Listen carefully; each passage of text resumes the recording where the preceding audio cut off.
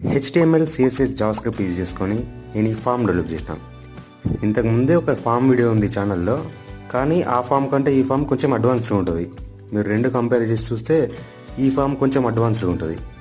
అది అయితే ఈ ఫామే నేను డెవలప్ చేసింది. సో యాజ్ యూజువల్గా ఫస్ట్ కోడ్ చూద్దాం. ఇక్కడ HTML, CSS, జావాస్క్రిప్ట్ కోడ్ కనబడుతున్నాయి కదా. ఫస్ట్ HTMLతో స్టార్ట్ చేద్దాం. అయితే మోస్ట్లీ 99% HTML, CSS ఉంటుంది.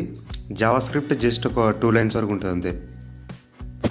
హెడర్ ట్యాగ్స్ తర్వాత మాట్లాడుకుందాం. బాడీ ట్యాగ్లో చూస్తే ఒక డివ్ ఇచ్చిన దాని కింద ఒక ఐ అనే ట్యాగ్ ఉంది. ఐ అంటే మీకు ఇక్కడ ఐకాన్ కనబడుతుంది కదా, అది ఎట్లా వచ్చిందంటే గూగుల్లో ఫాంట్ ఆసమ్ అనే ఒక వెబ్సైట్ ఉంటుంది. ఆ వెబ్సైట్లో ఒక లింక్ ఇక్కడ హెడర్ ట్యాగ్స్లో పేస్ట్ చేయాలి. నెక్స్ట్ మనకు కావాల్సిన ఐకాన్కి ఒక లింక్ ఉంటుంది. ఆ లింక్ ఈ ఐ ట్యాగ్లో ఉంటుంది. ఆ ఐ ట్యాగ్ మనకు కావాల్సిన ప్లేస్ పేస్ట్ చేస్తే అప్పుడు మనకి ఇక్కడ డిస్ప్లే అవుతుంది. నెక్స్ట్ కింద ఒక H2 ట్యాగ్ ఇచ్చిన, అందులో రిజిస్టర్ ఫామ్ అని రాసిన. సో ఇక్కడ రిజిస్టర్ ఫామ్ అని వచ్చింది. కింద ఒక ఫామ్ ట్యాగ్ ఇచ్చిన, ఫామ్ ట్యాగ్లో ఒక డివ్, ఆ డివ్లో ఒక ఇన్పుట్ బాక్స్ టైప్ టెక్స్ట్ అని ఇచ్చిన. Next place holder user name. Place holder అంటే ఇక్కడ కనబడుతుంది కదా, అది దాన్ని ప్లేస్ హోల్డర్ అంటారు. కింద ఇంకో డివ్ ఇచ్చిన, సేమ్ ఇన్పుట్ బాక్స్ ఇచ్చిన, దీని type password. Next same place holder password. దాని కింద మళ్ళీ ఈమెయిల్ అని ఇచ్చిన, type email, place holder email same. Next దాని కింద ఒక లేబుల్ డెసిగ్నేషన్ అని ఇచ్చిన. దాని తర్వాత సెలెక్ట్ ఆప్షన్స్ అని ఇచ్చిన.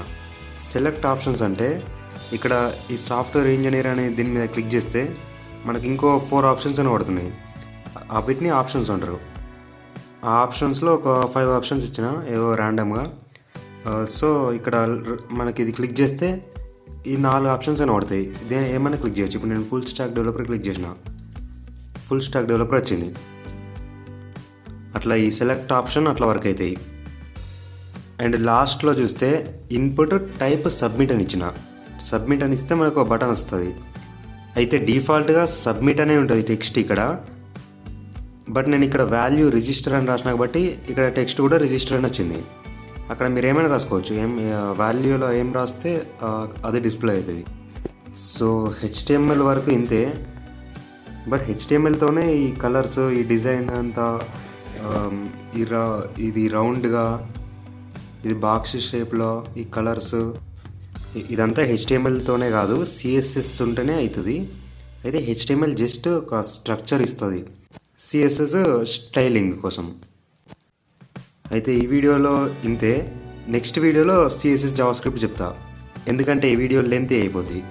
అందుకే ఈ వీడియోలో HTML ఒకటే చెప్పిన. నెక్స్ట్ వీడియోలో CSS జావాస్క్రిప్ట్ 2 చెప్పేస్తా.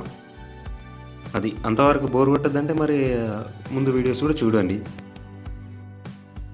Bye bye.